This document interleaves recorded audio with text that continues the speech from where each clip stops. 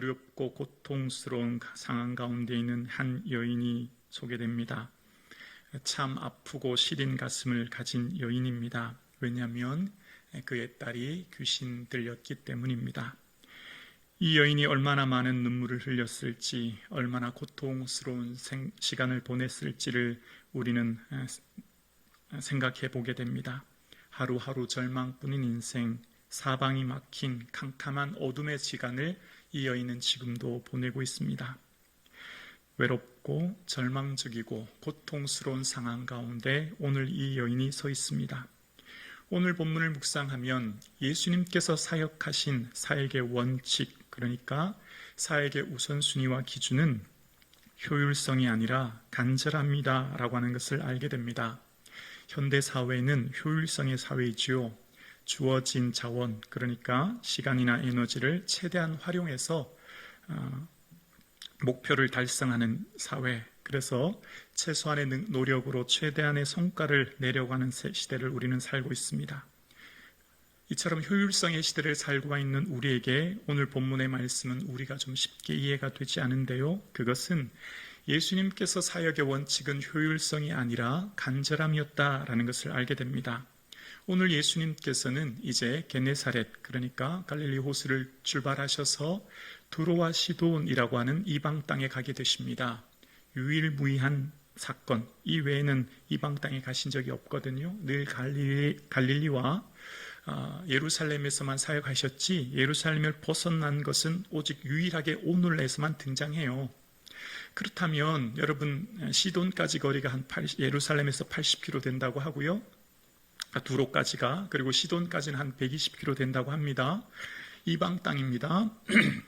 그러면 이왕 외국으로 집회를 가셨으면, 사역을 가셨으면 우리 생각에 제자들을 미리 보내셔서 얘들아, 도시마다 사람들이 모이도록 광고해라, 홍보해라. 그래서 가는 곳마다 군중 집회를 이끄셔서 부흥회를 하시든지 말씀을 전하시면 좀 더 효과적이지 않겠습니까? 복음서에 보면 예수님께서는 거의 갈릴리에서 사역을 하셨는데 좀 더 효과적으로 효율적으로 복음을 사역하시기 위해서는 주변 나라인 시리아와 이두레나와 같은 주변 나라를 더 많이 다니시면서 사역하는 게 더 많은 사람들에게 복음 전하는 것 아니겠습니까? 그런데 예루살렘을 벗어나서, 그러니까 갈릴리를 벗어나서 하신 유일한 사역이 두로와 시돈 지방이었는데요. 두로와 시돈 지방에 가셨는데 오직 오늘 본문의 주인인 공인 이 가나안 여인만 만나고 오신 거예요. 다른 사람 만났다는 기사가 소개되지 않습니다. 그러니까 오직 유일하게 이 딱 한 여인만 만나고 오신 겁니다. 우리 생각 같으면 이왕 가셨으면 더 많은 사람 만나고 사역하는 게 효율적일 것 같은데 말입니다. 예수님의 사역의 원칙은 우리가 볼 때 굉장히 비효율적이고 비생산적이고 비합리적인 것을 알게 됩니다. 예수님의 사역은 숫자와 크기에 두지 않았습니다. 만약 예수님께서 사역하시는 우선순위가 숫자에 있었다면, 더 많은 사람에게 사역하는 것에 있었다면, 가는 곳곳마다 예수님께서는 많은 사람들을 부르셨고 군중 집회를 하셨을 텐데 수천 수많은 사람들이 모였다는 얘기가 거의 보이지 않습니다. 물론 오병이어 기적의 사건이 있지만 그것은 예수님이 말씀을 전하실 때 사람들이 모여서 그냥 돌려보내기 어려워서 하신 이적이었지요. 수만의 사람들이 모이는 것들은 거의 잘 보이지 않아요. 또한 좀 더 효과적으로 복음을 전하시려면 권력 있는 사람들에게 복음을 전하면 더 복음이 효과적으로 영향력 있게 확장되지 않습니까? 근데 예수님은 무슨 로마의 총독이나 혹은 종교 제사장, 지도자들을 만나셔서 가장 먼저 우선순위에 두셔서 사역하지 않습니다. 그럼 예수님의 사역의 우선순위가 뭘까요? 절박함입니다. 간절함이에요. 간절함이 있는 곳은 어디든지 아무리 멀어도 이방 땅이라고 해도 혹 그곳에 한 사람만 만난다고 할지라도 그곳으로 가셨던 예수님의 모습을 만나게 됩니다. 예수님을 만났던 모든 사람들은, 예수님께 다가왔던 모든 사람들은 결핍의 문제로 간절했기에 예수님께 찾아왔습니다. 풍요롭고 부유하여 모든 것을 가진 사람들은 예수님을 만날 이유도 목적도 없었지요.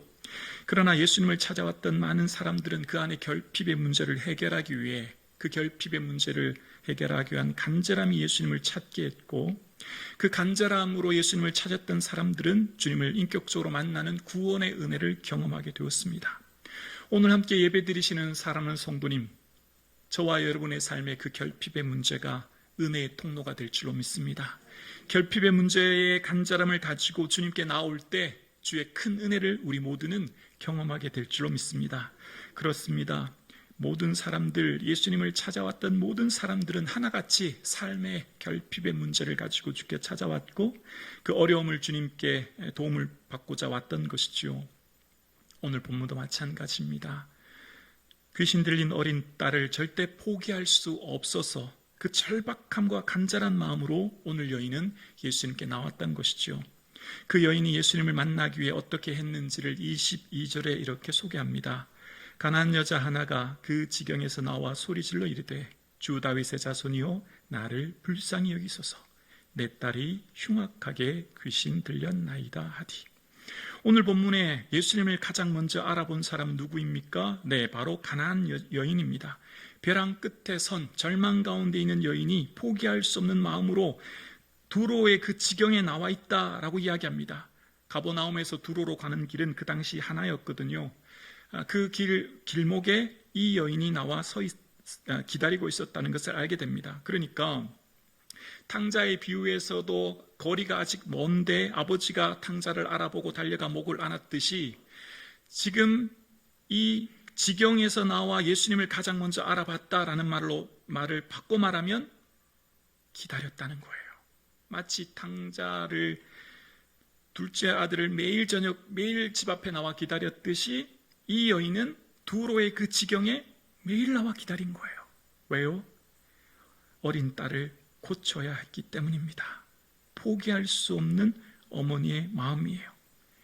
어머니는 이 어린 딸을 위해 할 수 있는 것이 아무것도 없다고 하는 무력감, 이 불치병 속에 이 아이를 어찌할지 모르는 절망감 속에 서 있었습니다. 왜 우리 가정에, 왜 내 어린 딸이 이런 일을 겪어야 하나? 내가 이후에 이 세상 떠나면 내 어린 딸은 어떻게 하나? 차라리 이 아이와 함께 내 삶을 마치는 것이 더 낫지 않을까? 라고 하는 절망감, 이 여인이 가지지 않았을까요? 편안히 잠 한 번 잘 수 없고 밥 한 번 먹을 수 없는, 매 순간 사는 것이 살얼음판을 걷는 것 같은 삶을 살았을 겁니다. 갈 곳도 도울 사람도 없는 절망. 왜 그랬을까요? 몸이 일반적으로 아프면 사람들이 찾아와서 이렇게 위로라도 하지 않습니까? 근데 이 여인은 귀신이 들렸대요. 복음서에 보면 귀신 들린 사람들은 불에나 물에 자신의 몸을 자해하고 거품을 흘리고 파리하여 가는, 혹은 그 귀신 들린 사람 때문에 귀신 들린 사람이 쇠사랑을 끊는 이야기도 등장합니다. 그러니까 많은 사람들이 이런 사람들을 싫어하죠. 피합니다. 혐오의 대상 아닙니까? 어쩌면 이 여인 주변에 사람들이 하나 둘씩 떠나기 시작했고, 사람들은 그를 외면했을 겁니다. 한 동네에 있는 곳조차 좀 부담스러워했을 거예요. 어디 갈 곳조차도 없는 정말 그런 상황 가운데 맞이하고 있는 것이죠. 오늘 함께 예배드리시는 사랑하는 성도님들의 삶의 자리는 어떻습니까? 내 삶의 자리가 정말 사방을 막힌 것 같은 어둠 가운데 있지는 않으십니까? 그런 상황 가운데 있는 저와 여러분의 삶에 오늘 본문은 말씀합니다. 예수님을 만난 사람들은요, 가장 먼저 예수님을, 은혜를 기다리는 사람들이었다고요. 이 여인은 아마 팔레스타인의 뜨거운 태양빛 아래서 물 한 모금 제대로 마시지 못하고 이 두로로 오는, 가버나움에서 두로로 오는 그 길목에서 기다렸을 것입니다.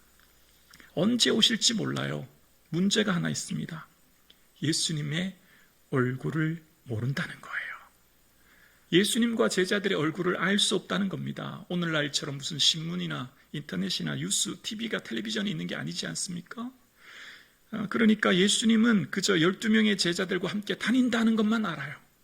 예수님이 가시는 곳에 사람들이 많이 다닌다라는 것만 알아요. 그러니 여인은 예수님이 그 지경에 오시기까지 어쩌면 일주일인지 한 달인지 모르겠지만 늘 그곳에서 기다렸을 겁니다. 그리고 지나가는 사람들이 한두 명이 아니라 10명이 넘는 사람들에게 이렇게 외쳤을 거예요. 나를 좀 불쌍히 여겨주십시오.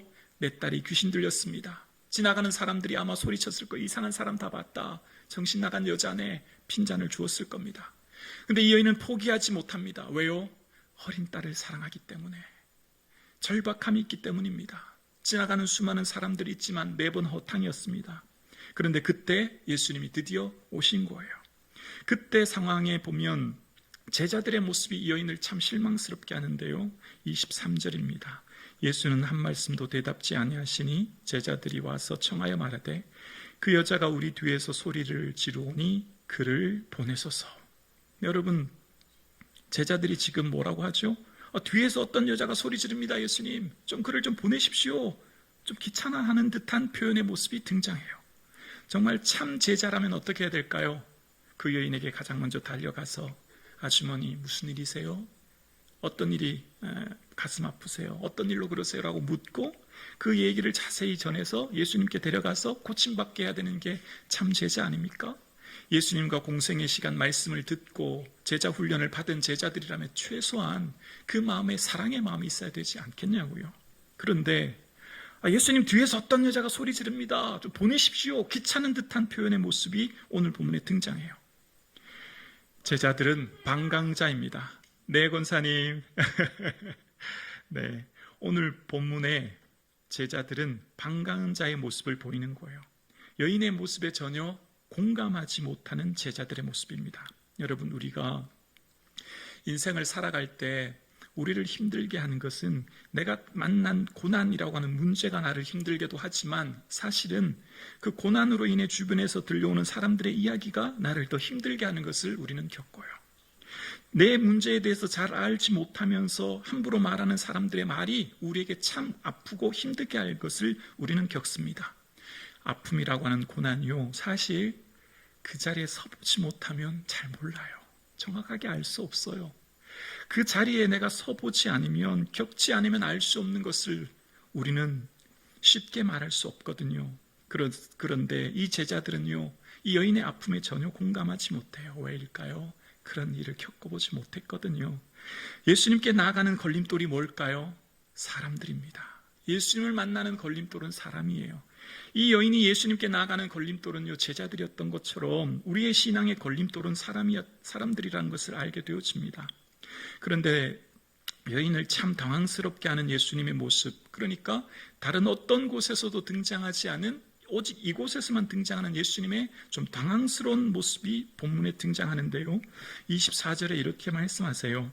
예수께서 대답하여 이르시되 나는 이스라엘의 집에 잃어버린 양 외에는 다른 데로 보내심을 받지 아니하였노라 하시니. 예수님께서 어떻게 이런 말씀을 하실 수 있죠? 예수님께 찾아온 여인이 이미 말했잖아요. 내 딸이 흉악하게 귀신 들렸다고요. 그 사정을 다 이미 얘기했는데 예수님의 말씀이 우리에게 좀 이해가 안 돼요. 예수님 말씀이 좀 충격적이고 예수님이 정말 납득하기 어려운 얘기를 하고 계신 거예요. 이 여인의 입장에서 어떨까요? 예수님도 민족주의자시구나, 유대인만 사랑하시는구나, 내 딸이 귀신 들렸다고 나를 무시하시나? 그런 마음의 상처를 가지지 않겠습니까? 그럴 거면 여러분 생각해 보십시오. 지금 예수님이 이 두로 땅까지 오셨어요. 굳이 이 두로 땅까지 이렇게 말씀하실 거면 오실 필요가 있으실까요? 왠지 예수님이 하신 말씀과 행동이 좀 앞뒤가 맞지 않아요. 뭔가 다른 의도가 있다고 하는 것을 우리는 본문을 통해 조금 깨닫게 되죠. 그때 이 여인은 반응합니다. 그런 예수님의 말씀을 듣고 25절에 여자가 와서 예수께 절하며 이르되 주여 저를 도우소서. 이 여인은요, 예수님의 그 말씀을 듣고 그냥 갈 수 없었어요. 그리고 예수님께 다시 한번 저를 도와달라고 부탁합니다. 왜일까요? 그냥 가면 내 딸 영영이 그런 상태로 살아야 되거든요. 이 한 번 잡은 기회 다시 놓칠 수 없거든요. 집에 있는 딸 아픔을 이 어머니는 잘 알기 때문에 여기서 그냥 포기할 수 없었던 거예요. 그런데 오늘 본문을 보면서 저는 오히려 이 여인이 더 기뻤을 거라 생각해요. 왜냐하면 오랫동안 기다렸는데, 그 지경에 기다렸는데 드디어 예수님 만났지 않습니까? 기회를 잡은 것 아닙니까? 그런데 예수님께서는요, 정말 이쯤 되면 그래, 내가 너희 집에 갈게, 가서 너희 딸을 고쳐줄게, 이렇게 하실 것 같은데 한 단계 더 나아가서 더 가혹한 말씀을 하시는데요. 26절입니다. 대답하여 이르시되 자녀의 떡을 취하여 그들에게 던짐이 마땅하지 아니하니라. 예수님께서 이 여인에게 하시는 말씀이 여러분 어떻습니까? 왜 굳이 이런 말씀을 하실까? 또 여인이 얼마나 마음이 상하고 자존심이 상할까? 여러분 그런 생각 들지 않으세요? 물론 예수님은 복음을 전할 때 제자들에게 이방의 길로 가지 말고 유대인에게로 가라 말씀하셨고, 오늘 본문 이 개들도 어쩌면 이방인에 대한 표현이라는 것 알고 있습니다. 그래도 예수님의 이 말씀이 쉽게 이해가 되지 않습니다. 이때 당시 개들은 이 집집마다 이 유대인의 정결법을 행할 때, 유대인의 정결법은 물로 손을 씻기도 하지만 이 빵을 떼어서 손을 닦아서 집안에 있는 강아지들에게 던져주었다고 하지 않습니까? 이제 그 얘기를 빗대어서 하시는 말씀인데요. 이런 예수님의 이 말씀, 우리가 쉽게 이해되지 않는 이야기입니다. 우리 같으면 참 상처받고 마음이 아파서 그 자리를 그냥 자포자기하고 떠날 것 같아요. 나 어차피 안 돼. 내 팔자에 무슨 예수님의 도움을 구하겠어? 라고 포기할 것 같은데, 이 여인은 그렇게 하지 않습니다. 27절인데요. 여자가 이르되 주여 올소이다마는 개들도 제 주인의 상에서 떨어지는 부스러기를 먹나이다 하니. 맞습니다. 주님 말씀이 맞고요. 그런데요, 개들도 주인에서 땅에 떨어지는 부스러기를 먹잖아요. 저는 아무것도 아닙니다. 제게는요, 떡 한 덩이도 필요 없습니다. 그냥 한 찌꺼기, 한 부스러기만 주셔도 됩니다. 라고 이야기하면서 예수님께 다시 한번 부탁해요. 도대체 여인은 왜 이럴 걸까요? 왜 여인은 자신을 이렇게 비유하고 이야기한 예수님 앞에 나 상처받았다, 나 이런 예수님께 더 구하지 않겠다 라고 하면서 소리치면서 뿌리쳐 갈 수도 있는데, 왜 여인은 끊임없이 예수님께 엎드리고 간청하고 또 부탁할까요? 왜죠? 절박함이 있기 때문이에요. 간절함이 있기 때문이에요. 반드시 내 딸만은 고쳐야 되기 때문이에요. 그런데 이 귀신 들린 땅은 어떤 사람이 할 수 있는 게 아니기 때문입니다. 사람의 능력으로 할 수 없기 때문이에요. 오직 예수님만이 필요하기 때문에, 이 절박함 때문에 지금 나의 감정, 기분, 자존심 중요하지 않아요. 내 딸만 고칠 수 있다면 모든 것 포기할 수 있어요. 내 딸만 고쳐주신다면 내가 어떤 취급당해도 괜찮아요. 왜죠? 딸을 사랑하기 때문이에요. 딸을 그냥 둘 수 없기 때문이에요. 그래서 오늘 본문을 다시 한번 곰곰이 묵상하면 예수님의 의도를 좀 엿볼 수 있게 되어집니다. 이 본문을 통해 제자들에게 이 여인을 좀 소개시켜 주는 것 같아요. 그리고 이 본문을 통해 오늘 저와 여러분에게 예수님이 말씀하시고자 하는 말씀의 메시지가 담겨 있다 생각합니다. 뭘 말씀하시려고 도대체 이 여인을 이렇게 가혹하게 대하실까요? 그런데 이 여인은 포기하지 않고 끊임없이 예수님께 오게 될까요? 바로 참된 믿음은 자존심을 넘어서는 믿음이라는 거예요. 참된 제자의 길은 자존심을 넘어서는 믿음의 길을 걷는 거라는 겁니다. 자존심이 힘을 잃어버릴 때가 있습니다. 언제지요? 절박함 앞에서입니다. 절박함 앞에서는 자존심이 무용지물이에요. 자존심은 어느 정도 살만한 사람에게는 통하지만 간절하고 절박한 사람에게는 통하지 않아요. 지금 이 여인은 지푸라기라도 짚고 싶은 심정이기 때문에 딸만 고칠 수 있다면 어떤 취급받아도 괜찮아요. 지금 이 여인의 절박함이 이 딸을 고치는 원동력이 되었던 것이죠. 즉 이 여인의 믿음은 자존심을 넘어서는 믿음을 가지고 있었던 거예요. 여러분, 교회에 왜 오십니까? 교회 오신 목적이 뭐예요? 살려고 온 거예요. 살려고 온 거예요. 예수님의 은혜를 단 한순간도 받지 않고는 살 수 없음을 우리는 알기 때문에, 옳고 그름보다 더 중요한 것은 사느냐 중냐의 문제예요. 맞나 틀리냐의 보다 더 중요한 것이 사느냐 죽느냐의 문제입니다. 자존심보다 더 중요한 것은 사느냐 죽느냐의 문제예요.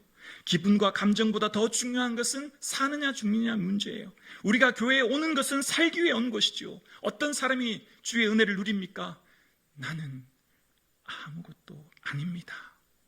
나는 주의 은혜 없이는 살 수 없습니다. 고백하는 사람이 주 앞에 나와 엎드리는 거지요. 오늘 본문의 22절은 우리말 한글로 읽으면 첫 시작하는 단어가 가난한 여자로 시작하죠. 근데 헬라어 원어를 읽으면 카이 이두라고 하면서 원어가 시작됩니다.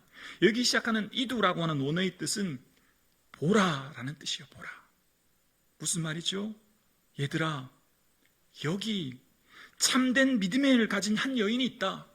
얘들아, 여기 귀하고 큰 믿음을 가진 여인이 있다. 좀 보아라. 제자들에게 소개시켜주고 있어요. 여러분 아시는 것처럼 이 여인을 향해 예수님께서 여자여 내 믿음이 크도다 말씀하시지 않았습니까? 큰 여인의 믿음이 무엇인지를 제자들에게 그리고 오늘 저와 여러분에게 소개시켜주고 있어요. 얘들아, 큰 믿음이 뭔지 아니? 나 자신을 온전히 복종케 하고 내 안에 예수님 살게 하는 거야. 믿음의 최고봉은 자존심을 넘어서는 믿음이야 라고 이야기합니다. 여러분, 성도가 무슨 일이 있어도 하지 말아야 될 말이 있어요. 뭘까요? 나 지금 교회 갈 기분 아니다. 나 지금 예배 드릴 기분 아니다. 나 지금 기도할 기분 아니다. 혹은 나 기분 나빠서 교회 못 간다. 나 지금 기분 나빠서 예배 못 드린다. 이 말은 성도가 하면 안 되는 말이에요. 예배보다 기분을 우위에 둘 수 없어요. 믿음보다 감정을 우위에 둘 수 없어요. 여러분, 우리를 걸려 넘어뜨리게 하는 것은 사람이에요. 여인이 예수님께 나아갈 때 제자들이 걸림돌이었듯이 우리가 예수님께 나아갈 때 걸림돌은 제자들이었지요. 근데 제자들은 어떤 사람들이었지요? 이 앞절에 제자들에 대해서 예수님께서 하신 말씀이 있어요. 베드로에 대해서. 베드로가 물리를 걸어올 때 풍랑을 보고 빠져갈 때 왜 의심하냐? 내 믿음이 작은 자여, 이렇게 베드로에게 얘기하셨죠. 베드로는 어떤 사람이었죠? 물리를 걷는 기적을 경험한 제자가 베드로였어요. 근데 베드로에게 뭐라고 하셨죠? 내 믿음이 작은 자여라고 말씀하셨어요. 뿐만 아니라 오늘 본문 이후에 16장에 가면 바리새인과 사두개인에 대한 누룩에 대한 이야기를 하십니다. 그때도 다시 한번 제자들에게 또 얘기하십니다. 믿음이 작은 자들아. 여러분, 좀 이상하지 않습니까? 제자들은 배와 그물을, 전 재산을 버리고 모든 미래를 예수님께 올인한 사람들이에요. 베드로는 물리를 걸은 기적을 경험한 사람입니다. 제자들은 예수님의 산상수훈을 비롯한 수많은 말씀을 들었던 사람이고요. 제자들은 특별히 제자라고 하는 그 부르심에 대한 특권의식을 가지고 있었고, 제자들은 또 유대인이라고 하는 선민의식도 있었습니다. 특별히 유대인들이, 이방인들은 부정하다고 봤는데 자신들은 정결한 사람이거든요. 근데 제자들을 향해서 예수님은 믿음이 작다라고 하시고요. 오늘 이 한 여인, 이 여인은 예수님의 말씀을 제대로 한번 들은 적도 없어요. 설교 한번 제대로 들은 적 없어요. 제자 훈련은 더더욱이요. 이 여인이 무슨 기적을 경험한 것도 아닙니다. 그런데 이 여인을 향해서 믿음이 크다고 말씀하세요. 뭘 말씀하려고 이렇게 얘기하실까요? 믿음은 자존심을 넘어서는 것입니다. 기적, 치유, 환상보다 더 중요한 믿음은 자존심을 넘어서는 믿음이라는 거예요. 여러분, 이것이 제일 어렵지 않습니까? 이것이 우리 인생에 어쩌면 제일 어렵고 힘든 과제예요. 어떤 사람이 자존심을 넘어설까요? 나를 온전히 주님 앞에 못 박는 사람, 내가 죽는 사람, 나는 아무것도 아니라고 고백하는 사람, 내가 그리스도와 함께 십자가에 못 박히는 사람만이 나는 죽고 내 안에 예수님이 살게 될 줄로 믿습니다. 그렇습니다. 예수님께서는 제자들에게 얘들아, 날 따라오려면 자기 십자가 져야 돼 라고 말씀하셨어요. 십자가는 다른 말로 자기 죽음 아닙니까? 여러분, 오늘 예수님을 믿는데 가장 큰 걸림돌은 뭘까요? 나예요. 바로 나 자신이에요. 나 자신이 뭘까요? 나 자신의 자존심이에요. 내 자존심이 주님 앞에 깨어지고 부서지고 녹아져야 합니다. 어떻게 가능할까요? 내가 그리스도와 함께 십자가에 못 박혀야 합니다. 그럴 때 내 안에 예수님께서 살게 되실 줄로 믿습니다. 겸손하면 기도하지만 교만하면 기준이 됩니다. 겸손한 사람은 내 자신을 주께 저 복종케 하며 엎드리지만 교만한 사람은 내가 세상의 기준이 돼요. 모든 것이 세상의 중심이 내가 되어야 하고 모든 것이 내 뜻, 내 생각대로 행해야 되는 삶을 살죠. 함께 예배드리시는 저와 여러분, 내가 죽고 내 안에 예수님 사는 은혜가 있기를 주 이름으로 축원합니다. 나는 아무것도 아닙니다. 주님, 그렇습니다. 나는 주님의 은혜 없이 단 한순간도 살 수 없습니다. 그 고백하는 사람이 주님 보시기에 큰 믿음, 귀한 믿음, 하나님께서 귀히 받으시는 믿음이라 말씀하시는 거예요. 오늘 함께 예배드리시는 사랑하는 성도님, 저와 여러분에게 예수님 기뻐하시는 믿음, 나는 죽고 내 안에 예수님 사는 이 믿음이 있기를 주의 이름으로 축원합니다. 오늘 이 여인의 믿음의 핵심, 그 뿌리가 뭘까요? 여인이 왜 간절했죠? 왜 절박했죠? 왜 여인이 모든 자존심과 수치를 겪으면서도 예수님께 나왔죠? 이 믿음의 원동력과 뿌리는 뭐죠? 사랑입니다. 사랑. 어린 딸을 사랑하는 사랑. 믿음의 가장 강력한 힘은 그 안에 숨겨진 사랑이었고, 사랑의 믿음이 나와 공동체를 살리는 것입니다. 여러분, 예수님께서 귀히 여기시는 모든 믿음, 큰 믿음은 뭐죠?